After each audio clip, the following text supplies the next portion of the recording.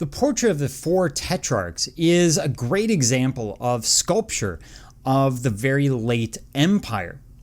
So we have a man by the name of Diocletian who comes to power, and in 293 he establishes the Tetrarchy.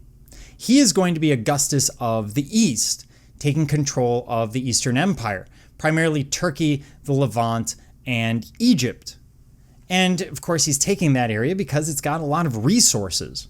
And then we would have an Augustus of the West, as well as Caesars of the East and West, who are ruling from different areas. So here we see the rough breakout of the areas that these people would have gone ahead and ruled. The Augustuses being sort of senior partners, the Caesars being junior partners, but they're meant to be seen as relatively equal, which is what we're seeing in this portrait. By the way, today this is in St. Mark's Square in Venice, but obviously it wasn't originally there. This was originally from Constantinople.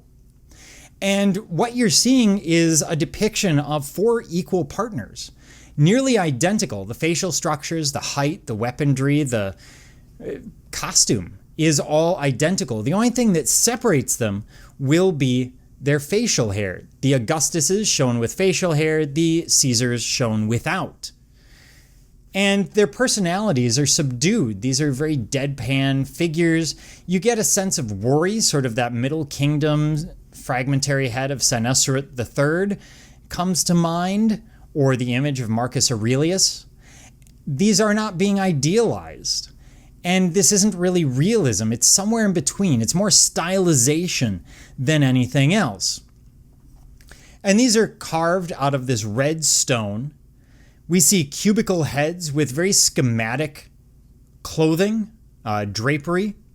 We see very patterned forms, shapeless bodies. We don't know what the body looks like underneath the clothing, which is unusual for the period.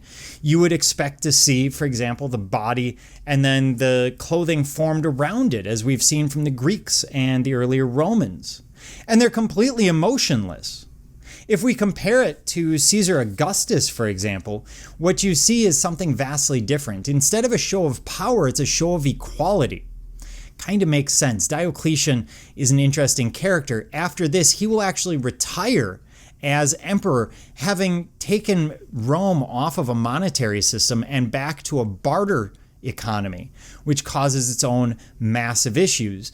Diocletian is also responsible for the bulk of the Christian martyrdom that we see in Rome, his being one of the great persecutions of Christians at the time, although not so many in Rome, oftentimes more so on the frontier, but that's a whole different part of history.